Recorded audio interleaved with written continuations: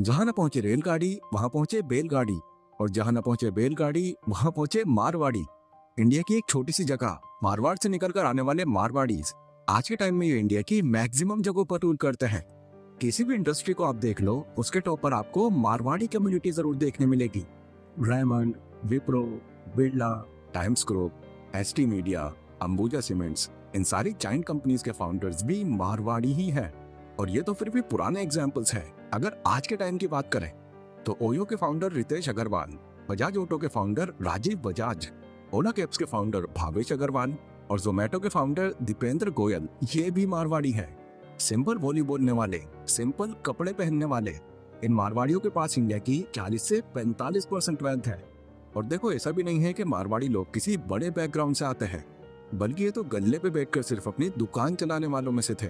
बड़ी इंडस्ट्री में इन लोगों ने थोड़ी देर से कदम रखा, लेकिन अपने व्यापार के हुनर से इन्होंने खुद को बहुत जल्दी आगे निकाल लिया। तो सवाल यह है कि आखिर इनमें ऐसी कौन सी क्वालिटीज है कि ये जिस भी काम को पकड़ते हैं उसके बादशाह बन जाते हैं। अब सवाल है तो जवाब भी आपको जरूर मिलेगा, क्योंकि आज मैं आपको मारवाड़ी के कुछ ऐसे सीक्रेट्स बताऊंगा जो आपके बहुत काम आने वाले हैं। और इन सीक्रेट्स को चाहे आप अपनी पर्सनल लाइफ में अप्लाई करो या बिजनेस में, आपको दोनों में ही बहुत फायदा मिलेगा। So let's begin. Overcoming all the challenges. जिस एज में एक आम आदमी अपने बिस्तर पर बैठकर अपने आखिरी दिन गिन रहा होता है, उस एज में यानी 92 साल की उम्र में वेणुगोपाल बांगुर फोर्ब्स की बिलियनर लिस्ट में शामिल हो चुके हैं।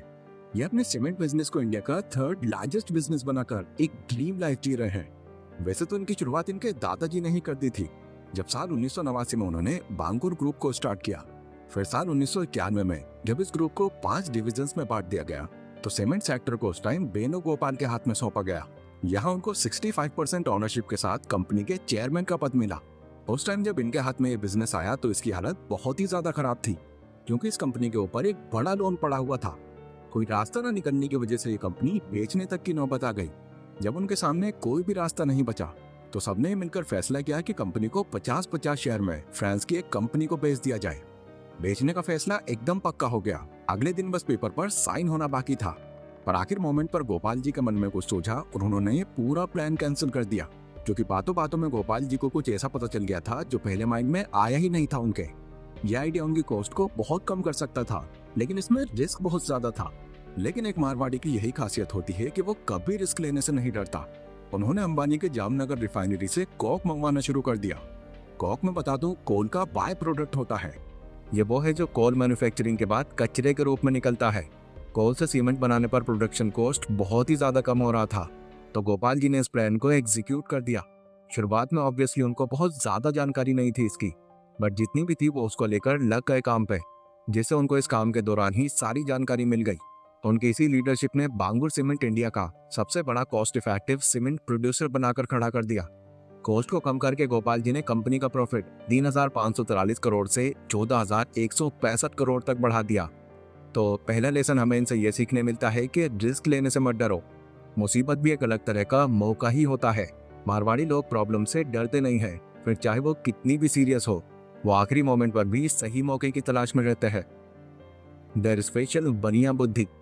आपने मारवाड़ियों को अक्सर ये कहते जरूर सुना होगा, भाइयों ज्यादा बनिया बुद्धि ना लगाओ, क्योंकि मारवाड़ी ही हर जगह पर अपनी बनिया बुद्धि लगाते हैं। लेकिन ये बनिया बुद्धि होती क्या है? इसका मतलब होता है पैसे बचाना। फिर चाहे वो कोई सामान खरीद रहे हों या किसी से सर्विस ले रहे हों, हमेशा उनकी यही कोशिश रहती है कि बस नुकसान ना हो जाए थोड़ा सा भी।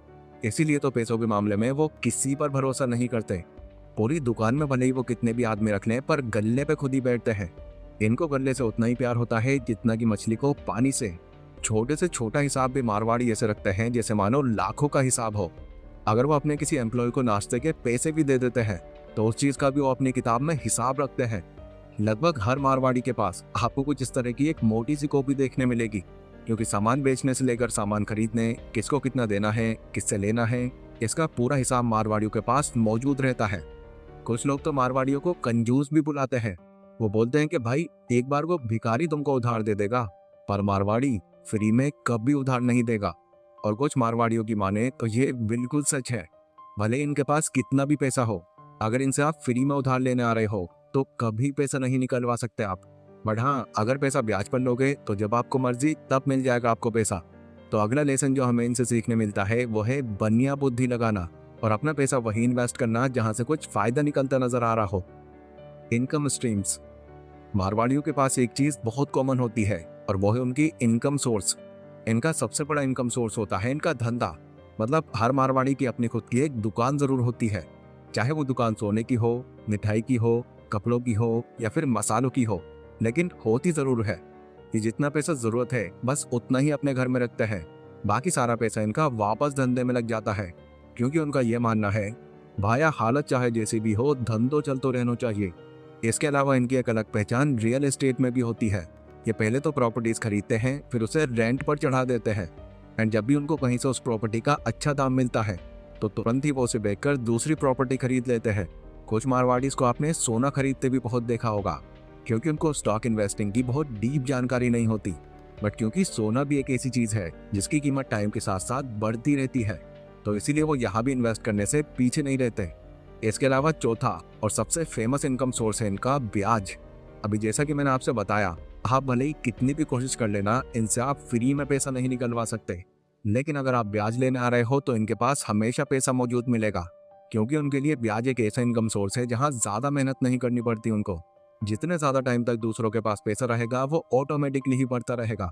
तो अगला लेसन हमें इनसे ये सीखने मिलता है कि सिर्फ एक इनकम सोर्स पर डिपेंड मत रहो। एक बिजनेस जब आपको प्रॉफिट बनाना शुरू कर जाए तो शुरू में ही उस प्रॉफिट को खर्च कर देने के अलावा किसी दूसरे एसेट में लगाओ उसको। जितने ज्यादा आपके पास इनकम सोर्स होंगे आप उतने ही बेफिक्र रहोगे लाइफ में। अपॉर्चुनिटी सीकर। साल 2005 में फॉर्ब्स मैगजीन के अंदर 3 रिचेस्ट लोगों का नाम आया था, जिसमें पहले नंबर पर थे बिल गेट्स, दूसरे नंबर पर थे वॉरेन बफे और तीसरे नंबर पर थे मेटल किंग कहे जाने वाले Lakshmi Mittal. And guess what, ये भी मारवाड़ी कम्युनिटी से ही आते हैं। उस टाइम बिल गेट्स जहां माइक्रोसॉफ्ट में अपने पैसे लगा रहे थे, वहीं लक्ष्मी जी अपने सारे पैसे एक ऐसी इंडस्ट्री में लगा रहे थे जिसे कोई पूछ भी नहीं रहा था उस टाइम, और वो इंडस्ट्री थी स्टील इंडस्ट्री। उन्होंने जब स्टील इंडस्ट्री में अपना पैसा लगाया तो उस टाइम में इस बिजनेस के फ्यूचर का अंदाजा लगाना भी बहुत मुश्किल था, क्योंकि इसमें बिजनेसमैन के पास कोई राइट ही नहीं था। रॉ मटेरियल के दाम से लेकर प्रोडक्ट की सेल, ये सारा सब कुछ मार्केट ही डिसाइड करती थी। तो ऐसे में प्रॉफिट निकालना तो दूर की बात है, ये बिजनेस सरवाइव कैसे करेगा? उनके लिए तो उस टाइम यही सबसे बड़ा चैलेंज था। अब अगेन वो ठहरे मारवाड़ी, तो वो इस मार्केट की चेन से ही बाहर हो गए। मतलब उन्होंने अब डोमेस्टिक छोड़कर इंटरनेशनल लेवल पर बिजनेस शुरू कर दिया। एंड क्योंकि इंटरनेशनल लेवल पर उनके पास ना के बराबर कॉम्पिटिटर्स थे, तो उनके पास कंपनी को जल्दी ग्रो करने का एक बढ़िया मौका था। इससे प्राइस, जो डोमेस्टिक में उनकी पहले रास्ते की हड्डी बनी हुई थी, वही उनकी पावर बन गई। तो अगला लेसन हमें इनसे ये सीखने मिलता है कि कभी भी भीड़ का हिस्सा मत बनो। भीड़ का हिस्सा अगर आप बनोगे तो आप ज्यादा पैसे नहीं कमा पाओगे। एक बिजनेस को कामयाब बनाने के कई रास्ते होते हैं, बस भीड़ में हम इसलिए होते हैं क्योंकि हम बाकियों को फॉलो कर रहे होते हैं। बिजनेस के मामले में मारवाड़ी लोग इसीलिए हमसे आगे होते हैं क्योंकि वो भीड़ से हटकर सोच पाते हैं। Innovative strategy. एक टाइम था जब स्नैक्स मार्केट में कैप्सिको के ब्रांड लेज और कुरकुरे राज करते थे, बट हल्दीराम के आने के बाद इनकी ये मार्केट आधी हो गई। अब आप शायद सोचो कि भाई कोई बड़ा बिजनेसमैन होगा इसके पीछे, लेकिन ऐसा नहीं था। इस लेजेंडरी कंपनी की शुरुआत 11 साल के एक मारवाड़ी बच्चे ने की थी। वो कैसे? चलो टाइम में थोड़ा पीछे जाते हैं। साल था 1919। राजस्थान के बीकानेर में शिव किशन अग्रवाल जी की फैमिली भुजिया बेचा करती थी।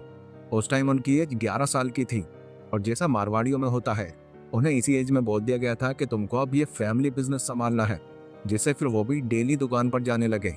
उन्होंने यहाँ पर ये नोटिस किया कि मार्केट में यहाँ पर हर कोई एक जैसी भुजिया बेच रहा है, और देखा जाए तो सबका प्राइस भी सेम है।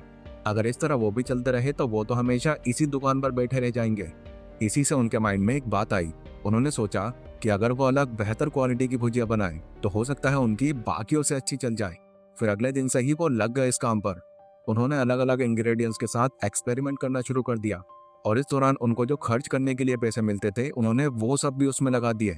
देन इतने सारे एक्सपेरिमेंट्स के बाद उन्होंने एक ऐसी भुजिया बना दी जो ज्यादा क्रिस्पी, टेस्टी और चटकदार थी। उनकी ये भुजिया इतनी टेस्टी थी कि वो तो आप दुकान पर लाते ही हाथों हाथ बिक जाती। इतनी जल्दी सफलता देखकर उन्होंने तभी ये 3 स्ट्रैटेजीज फॉलो की। पहले तो उन्होंने अपनी भुजिया बनाने का स्टाइल चेंज कर दिया। उस टाइम जहाँ पर सारे लोग भुजिया बनाने के लिए बेसन का यूज करते थे, वहीं पर उन्होंने मोठ का यूज किया। कई डिफरेंट मसाले उसमें ऐड किए ताकि सबसे अलग टेस्ट आए। दूसरा, उन्होंने अपनी भुजिया की ब्रांडिंग कर दी।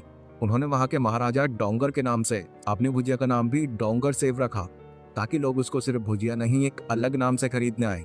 और तीसरा, उन्होंने अपनी भुजिया की कीमत दूसरों से ज्यादा रख दी ताकि लोग अभी से समझ जाएं कि ये खास क्वालिटी की भुजिया है। मार्केट में जहां सभी 2 रुपए में 1 किलो बेच रहे थे, वहीं वो शेफ किशन जी ने बढ़ाकर 5 रुपए किलो कर दी। बट इससे उनकी बिक्री पर कोई असर नहीं पड़ा, क्योंकि उनका यूनिक टेस्ट उनका सबसे बड़ा हथियार था जिसे कोई बीट नहीं कर सकता था। इन्हीं सब स्ट्रैटेजीज को फौरन यूज करने की वजह से उनका भुजिया का बिजनेस एक बड़ा ब्रांड बन गया। तो अगला लेसन हमें इनसे ये सीखने मिलता है कि एक खुली सोच के इंसान बनो। एक ही जगह पर कंफर्ट लेने की बजाय नए चैलेंजेस फेस करो, क्योंकि अभी अगर आप एक ही जगह पर टिके हुए हो तो आगे भी आपकी उतनी ही कमाई होती रहेगी जितनी अब तक होती आ रही है। तो दोस्तों, मैं उम्मीद करता हूँ कि आज की इस वीडियो से आपको काफी कुछ जानने मिला होगा और आपका जो एक बिजनेस को देखने का नजरिया है वो पूरी तरह से चेंज हो गया होगा। इन सारे पॉइंट्स का आप स्क्रीनशॉट ले सकते हो ताकि इन्हें यूज कर पाओ आप सही टाइम पर। ये वीडियो अगर आपको पसंद आई हो तो इसको लाइक जरूर करना। वैसे ये तो आपको पता ही है कि बिजनेस करने के मामले में गुजराती लोग भी कम नहीं है, लेकिन उनका धंधा करने का तरीका मारवाड़ियों से बहुत ज्यादा अलग है। तो अगर आपको ये जानना है कि वो लोग अपने बिजनेस को कैसे ग्रो करते हैं तो ये वीडियो आपके लिए है। मिलते हैं अपनी उसी वीडियो में, तब तक के लिए stay safe, stay healthy, take care.